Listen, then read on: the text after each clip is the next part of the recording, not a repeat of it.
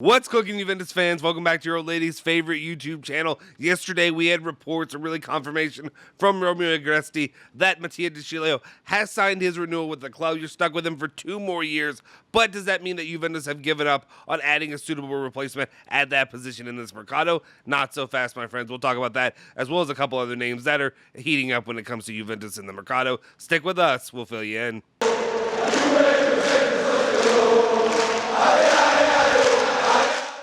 Ciao ragazzi, welcome back to the Bianconeri Zone. My name is Justin Sofro. Today, it is June 3rd, 2022. It's a Friday, and of course, I got your latest rundown of all things Juventus, all the news you care about each and every day. Before we get into it, though, make sure you smash that like button, hit that subscribe button, and hit the bell icon to stay notified for all of our latest videos. Getting into the very first news story of the day, though, it has to involve the potential replacement, even though he's still staying, of Mattia De Sciglio, or at least that of the right back position. We talk about Juventus's, about Juventus's interest in Molina.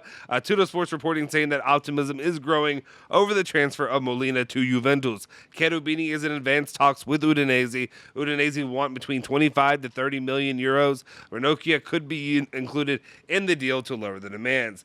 This is your latest edition of the Bianconeri Speaks It, the Bianconeri Zone Speaks It, and it comes into existence. Yesterday, I talked about potential options of Juventus getting another kind of hopefully big splash kind of top target alongside Pogba. And then also yesterday evening, you had Julian Gianotti. If you didn't watch it, make sure you go and check out our long live stream. We did 3 hours long, so it was a lot of fun. After dark, we talked a lot of nonsense and Juventus, of course. But to go along with that, what you had here was the Julian floating out the idea of Ranocchia being used as a possible, bartering tool with Udinese. They have interest in the player. And then also, of course, if we're just being honest with ourselves, Ranocchia is not highly valued in the line when it comes to the youth that could end up playing for Juventus in the near future. You got guys like Fajoli, of course, Medetti, and then Rovella. He's young, but he's not in the Juventus youth that are in steps ahead of him for right now. So we'll continue to monitor that and see what happens. Continuing off of that, though, we also have Daniele Longo, who was reporting this, kind of confirming this, saying Udinese would like to keep Udogie for this season, but Molina can leave. He is very much like by Juventus. So there you go. Juventus could bring in Molina. If they do, it does arise, it raises multiple questions with me. Why did you do the deal for Mattia De Sciglio? Why would you renew him if you're going to go after a guy like Molina? Is it because you can utilize some of these guys at both positions, the right and the left back, that maybe you flip one of them over there? Could Molina fit that description? Could he be a guy that you could put out there in front of guys like Alexandro, who you don't want to see playing for much longer? Or what really is going on there? I'd like to get some clarification on that. Of course, Danilo. Some of them can do that as well, but I just don't know how smoothly that would translate compared to just getting a guy like Udogie. All right, let's continue on. Talk about the next part we have here is another guy in the back line of the defense for Juventus. Tutto Sports reporting that basically could the dream come true? Koulibaly is the dream signing to replace Chiellini, who is unlikely to stay at Napoli. Demiral, who could return, could become part of the Koulibaly deal, which De Laurentiis values at the moment at around 40 million euros. So for right now, Juventus are definitely would be interested in the likes of Koulibaly. I would say for me personally, the vibe that I've gotten from it is overall is just like, to me, it just seems very difficult to do any kind of business with De Laurentiis, similarly to Cairo and Lotito. But if you have a piece that he ends up liking, like Demiral, if he comes back to Juve and that ends up being enticing enough for him, he may also be a reasonable enough man. I know reasonable and De Laurentiis don't usually go in the same sentence together, but maybe he'll be reasonable enough that I want this. Maybe we can get some kind of deal worked out for Koulibaly to come to Juve. I'd be all for it if that's a possibility, but again, I have my reservations if that is truly possible. Continuing on, let's talk about Let's talk about the guy that you guys are gonna fill your diapers about, because as soon as I talk about it, you guys are gonna get upset because you don't want to hear him, you don't want to hear about it. But you know what? He's coming, baby. He's gonna be here. We're talking about Big Z energy in the club.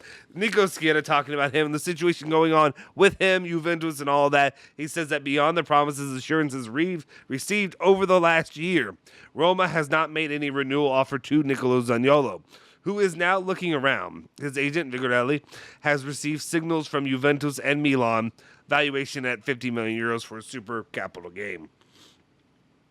And yeah, I think it would be a super capital gain if they ended up getting 50 million euros for that player. I'm just going to touch on this real quick, and that's all I'm going to say, is I think when it comes to Zaniolo, I understand the trepidation of trying to bring him to the club. I think he still has a lot of potential. I understand the injury issues or whatever. And he had a pretty solidly a recovery year this last season or so. He's still getting back on track. Ended it on a good note, obviously scoring that goal in the fake trophy game that Roma ended up winning. But I still...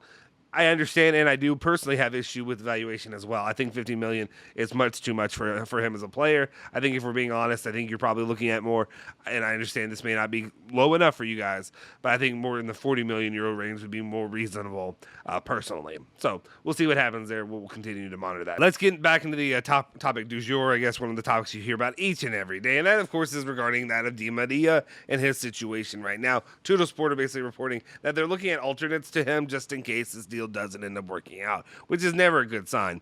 Anyway, first up, they end up saying that Juve for now have not found the right solution for Di Maria, and while remaining confident, they are monitoring the situation for two possible alternatives.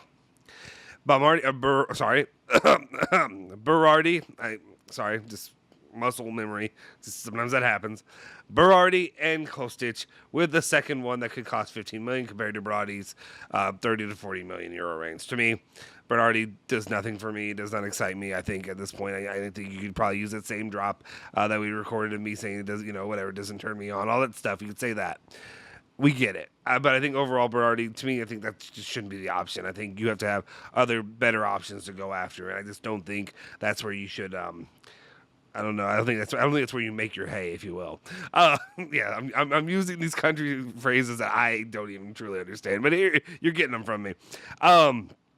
Kostic, though, I think is a suitable option, especially given that he has his relationship with, Vlahovic, and could be more. Chemistry-wise, would be more fitting there and doing possibly creating more there in the attack, and I think he'd be a better fit for Juventus. And also, it's cheaper, so it makes more sense. Personally, I just do not buy into Berardi. I do not want to see him at Juventus. I will not be happy with that. People think I'm just an Italian shill. That's not true because Berardi is not a player that I want to see at Juve. Let's move it on, though. Let's talk about Kostic and the situation going on with him. Gazzetta dello Sport reporting that Juventus have already reached an agreement in principle with Kostic on the basis of a 3 million euro deal. The first official offer for Eintracht Frankfurt is also on the way. Juventus are ready to put 15 to 20 million euros on the table, and I think that is an amount that should be enough to end up securing him to come to Juventus. We'll see. I do wonder, is this a thing where we get to see if Di Maria comes in, or are they also going to get him? It seems that they're potentially wanting to utilize two players because you want to have a guy on the right as well as the left there. And also, we don't know how long Chiesa will be out for. So you could get, two affordable options, a Kostic and a Di Maria, and that could be enough to sustain Juventus there in the early months there until Chiesa gets back to what we hope he can be. Talking about the other topic du jour, we're going to get to Pogba and what's going on with him. Here's the Nico Schietta, and when I say this, I'm not crushing him. It's just everybody saying this. But here's the new news, no news, basically report of the day, except for there's a little piece to this, obviously, because we have hopefully a confirmation that we have a deadline kind of for this thing to get rolling. Anyway, he says that the final meeting between Paul Pogba's agent and Juventus to close the deal is scheduled for next week. So at least it's not in the next few days, it's a next week. So we know it's next week. What day next week? We'll see. But next week, will we have finally the here we go, 3 weeks late or 2.5 weeks late compared to when we were hoping to do it. But it looks like potentially that Paul Pogba could be done to Juventus. We know he's probably 99.999% coming to Juventus, but it's just the here we go stuff. And I know there are a lot of questions people have thrown around about frustrations with the fans. I'm not trying to be a guy that really riles people up in their frustrations, but what I will say is this. When you work in a system, in a mercado that is the way it is now with Juventus, I'm sorry, it is not 1990 anymore. It's not 1980. These are not situations that you just do everything behind the scenes. I mean, you have people out there. Juventus, I know they have people out there that are just, their job probably is just to listen and to hear what's being talked about. If you, it's not that hard. It's people are screaming. It's not quiet. You have Nico Schiera. You have people like that. You have Giovanni Albanese. All these people that are reporting on what's going on there. If you want to actually do it, you can find ways to move as quietly as possible in these Mercado deals. Part of it, yeah, Juventus partly. I truly believe that Juventus, they want the reports out there that they're going to get Paul Pogba. You want that news. You want to build up that hype. The problem with it, fair or not, honestly, maybe a bit more unfair than it really should be, but is that when you have a big time signing like this, when you have this deal all but potentially getting done, you're having all the negotiations. Paul Pogba has basically chosen Juventus, as well as you have all these reports coming out there that PSG have dropped out of the race. Manchester United aren't going to end up signing him. Real Madrid really aren't even showing in there. The problem with that is you get this feeling from the fans where the here we go should have happened like 2 weeks ago when you're at the peak, if you will, the climax of that excitement. But the problem is every day you get without the here we go, it loses a little bit of that luster. Is that fair? Probably not, because either way, it's a big investment by the club. But each day that passes by, you lose that excitement, that luster that really comes with the signing of Paul Pogba. And that's why I kind of hinted toward yesterday where I was like, it almost feels like at this point you got to get one other big time guy to go alongside him to really build that excitement, that juice back up. Because I feel like it'd be a little bit different. I feel like at this point, if you would have already had that here we go, we would have had the big excitement, the big, celebration, if you will, of Paul Pogba's return. Now it's kind of, nah. Like it's kind of like, it's not nah, but it's a situation where I just sit here and I'm like, yeah, we know. Great. Okay, yeah, you reported what we knew back then. It's much more exciting when you have a situation like the Vlahovic situation where it just kind of like it moves and it moves quick. We're looking at Tottenham, who were able to sign Perisic within 4 days. Within 4 days, they're able to get Perisic and sign him in. You know how much Perisic would excite me? Not much, but I tell you, if Juventus probably would have scooped up a player that quickly, the excitement, the new, it's just the shiny new thing. Oh, that's what we're doing. Oh, we're making that move. Oh, we bought him. Okay, let's go. Let's talk about it. Instead, it becomes this drawn out process, and people get worn down and tired of hearing about it. And I'm sure maybe some of you clicked off the video because I've been talking about it as long as I have today. But that's just my personal soapbox on the issue. It's not fair to Juventus. Juventus are doing the right thing by, like I said, investing in him, bringing him into the club. But the problem is just you don't get the return on your investment that you're kind of hoping for. Because one of the things is a lot of this, the purchase of him is not just improving the midfield that has been poor the last few seasons, much more than a few seasons, but also is the return on the investment of the good, I hate this term, the good vibes, the good feelings that you get with bringing in a player like him on top of just really 2 mediocre seasons that Juventus have had lately. And that's the thing. And that's where I sit with it. Let me know your thoughts on that one. I just wanted to throw that out there. I understand it. I understand frustrations of fans. And also that's the last part. Fans are, by definition, where fans comes from is the term fanatics. And what that means is it can be a little bit unstable. They can be a little bit crazy in their love for their club.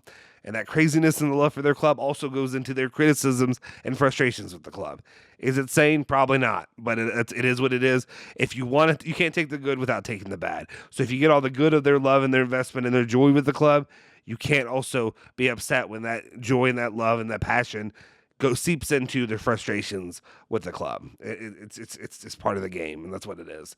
All right. Anyway, let's move on. Let's talk about the last couple of news stories of the day. We have Fajoli, his situation going on. Nico Schiera also has a report on him saying that Juventus will meet Nicola Fajoli's agent in the next days to discuss the renewal. His contract currently expires in 2023 and talk about his future.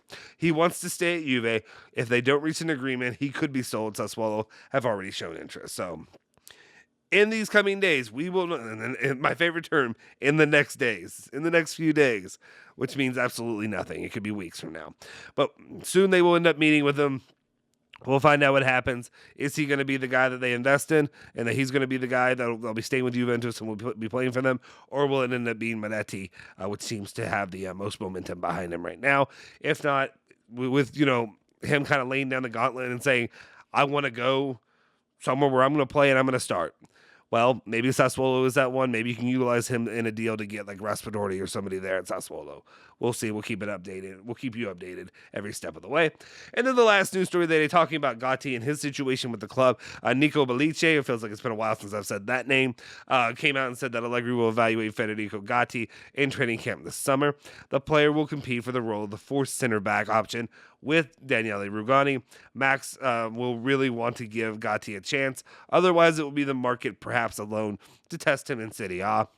And in that sense, there's a queue outside the Continental. So there are a lot of guys that are interested to bring in him. Obviously, Torino's on that list because they wanted him, and then Juventus swept in and grabbed him. Thought maybe it could be doing a deal with for Bremer, but it doesn't seem like that actually was the case at all. So we'll see what happens there.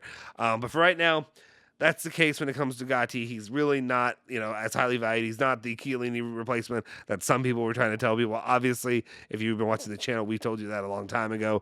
But it is what it is. We'll see what happened to him with him and see how long he ends up staying up there. Anyway, guys, that'll do it for this episode of the news. Let me know your thoughts and opinions on everything that we talked about here in the comment section down below. If you haven't already, please smash that like button, hit that subscribe button, hit that bell icon to stay notified for all of our latest videos, as well as make sure you follow me at Justin Sofro on Twitter, and of course, follow Bianconeri Zone at Bianconeri Zone, Twitter, Instagram, and Facebook. We'll see you guys next time. Forza Juve, Forza Bianconeri.